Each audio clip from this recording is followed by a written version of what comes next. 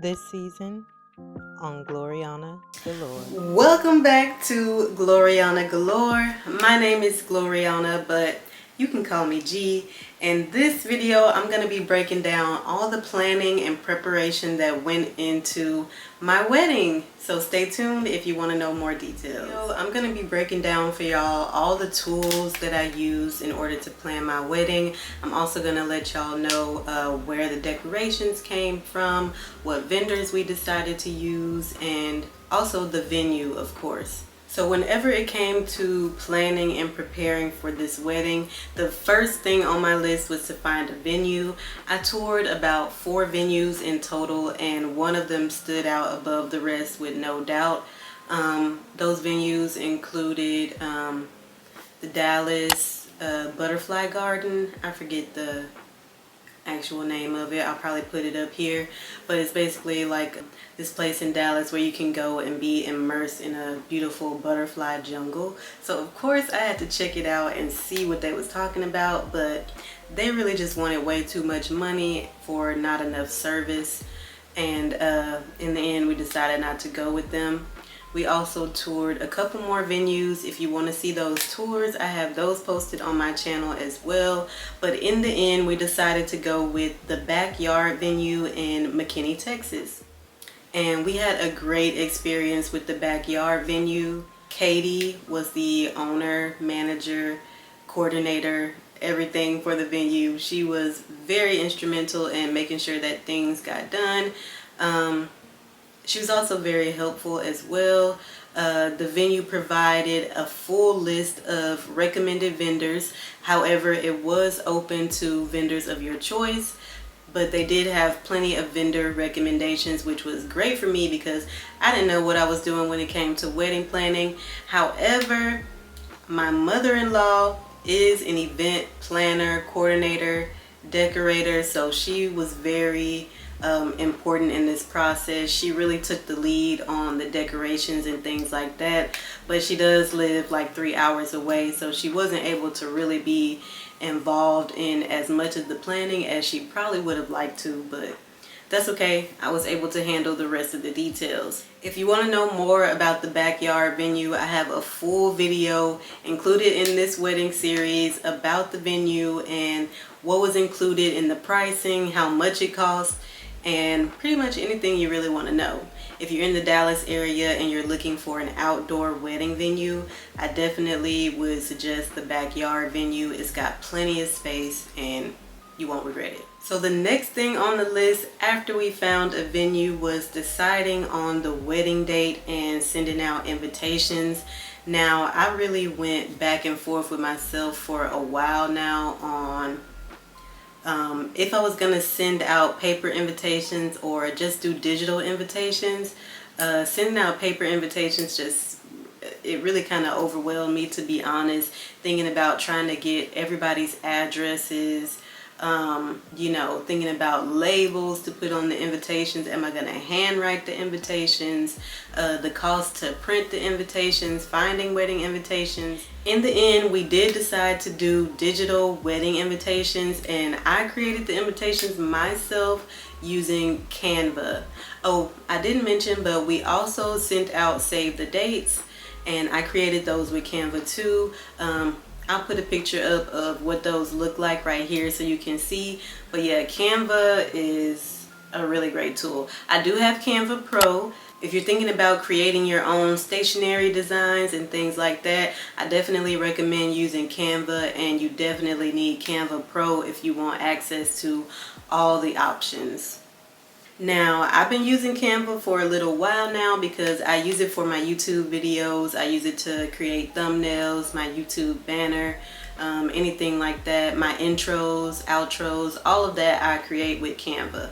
Next up on the list, after we decided on the venue, we sent out the invitations. Now it was time to actually put some plans into work. So I was completely lost on that portion of the project, and it really took me a while to actually get around to the details of planning the wedding. The knot.com is basically a website that assists you in the details of planning your wedding. It's a free service. You can build a free website with the knot, and your guests can come to your web page. They can see pictures, they can see the wedding date, of course, save the date, any details. And the main thing that I really needed the knot for was RSVPs.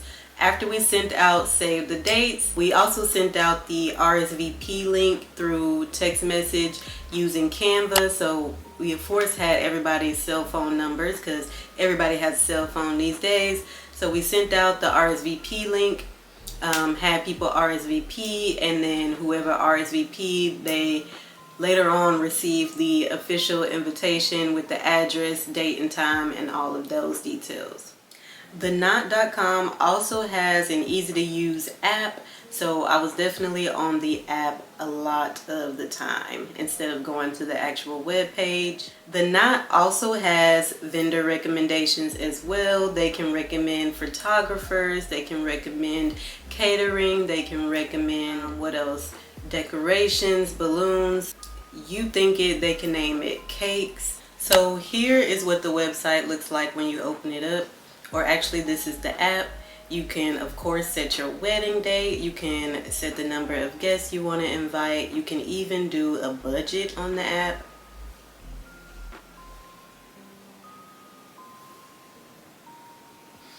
It's organized with different sections from vendors, planning, guest lists. All of that can be done straight from the knot.com. So it's definitely a great website and a great tool to use if you don't know where to begin with event planning.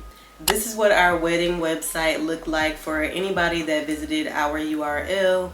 They do give you a custom URL. We kept our wedding website pretty simple. I didn't want to do too much with it, but it was nice to kind of play around, see what options they had, and this is what we went with in the end. Now, my favorite feature on the knot.com is the wedding to-do list. So it's got everything from find the vendor, pay the vendor, meet with your vendors, bring snacks for the day of, like all the little details that you could possibly think of. The knot.com has a checklist where you can check. You can even delete things off the checklist if it's something that you're not interested in, but it was a really great tool, and this was one of my most used features, I would say.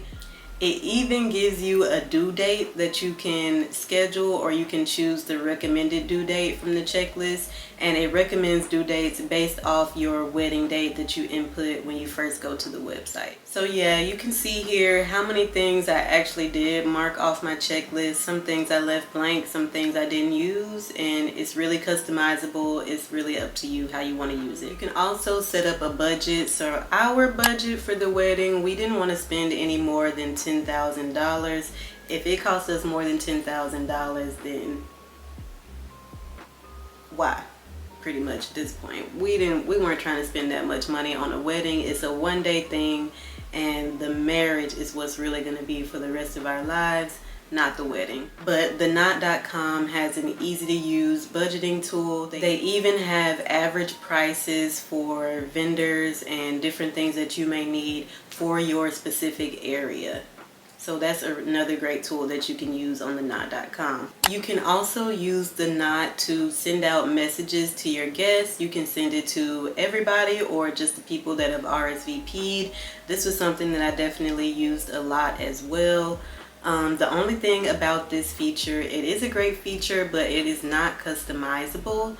You can send out an RSVP link, you can send out the website link, but you cannot create a custom text message. The only custom messaging you can do is through email, and I didn't really want to use the email custom message option because I feel like, maybe everybody doesn't check their email regularly enough to really make sure that everybody has the information that they need. So to supplement this feature on the knot.com, I used another app called Text My Wedding that allowed me to send out customized text messages to all my guests. And I could even import the guest list from the knot.com to Text My Wedding so that I didn't have to type up anything.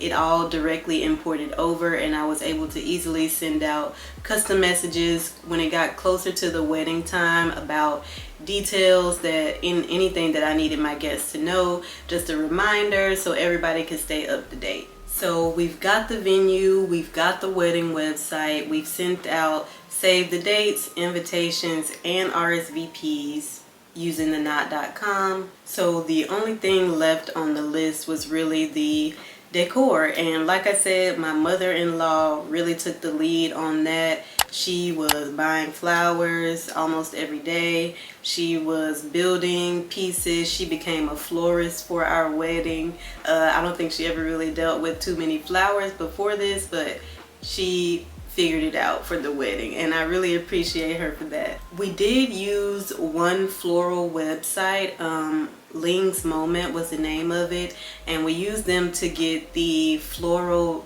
banner for the arch that we stood under to say our vows, and it also came with some drapery for the arch as well. And that was the only thing that we got from like a big vendor.